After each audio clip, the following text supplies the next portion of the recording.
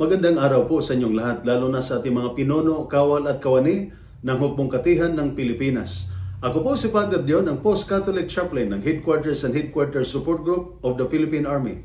At ito po ang Salita ng Diyos, ang ating gabay. Ngayon po ay Friday, July 4, 2025, ng ikalabing-tatlong linggo sa karaniwang panahon.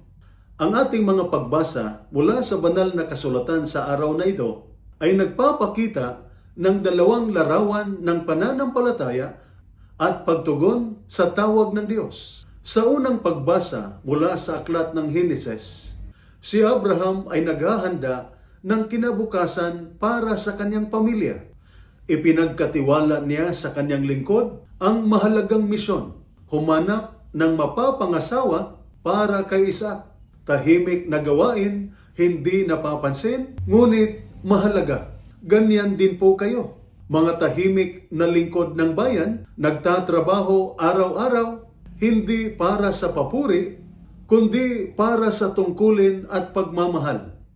Sa ating ebanghelyo naman sa araw na ito, mula sa ebanghelyo ni San Mateo, tinawag ni Jesus si Mateo, isang taong tinuturing na makasalanan. Ngunit hindi tiningnan ni Jesus ang nakaraan ni Mateo. Tiningnan niya ang puso at sinabi lang niya, "Sumunod ka sa akin." At sumunod si Mateo, hindi dahil siya ay perpekto, kundi dahil handa siyang magtiwala. Ito ang hinahanap ng Diyos, hindi ang perpekto, kundi ang pusong handang sumunod.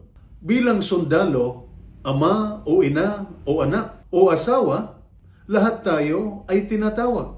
Kahit may pagkukulang tayo, may silbi pa rin ang bawat oo natin sa Diyos. Kaya lagi nating tandaan, hindi kailangang perpekto upang matawag o mapili. Sapat na ang pusong handang maglingkod.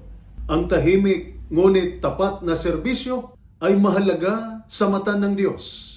At ang bawat oo natin sa Kanya, kahit maliit, ay bahagi ng mas dakilang plano ng Diyos.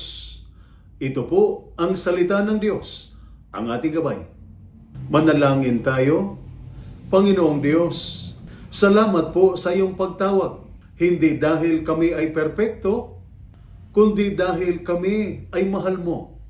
Pagpalain mo po ang bawat sundalo at pamilyang naglilingkod, ang mga nasa kampo at ang mga nasa labanan, ang mga nagtatrabaho at ang mga nananalangin sa tahanan. Bigyan mo po kami ng puso na tapat, lakas sa gitna ng hirap at kababaang loob upang sumunod sa iyong kalooban araw-araw.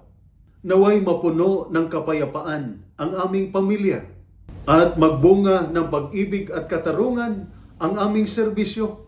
Ito po ang aming panalangin sa ngalan ni Jesus. Amen. At sumainyo at sa inyong pamilya ang pagpapala ng makapangyarihang Diyos, Ama, Anak at Espiritu Santo. Amen.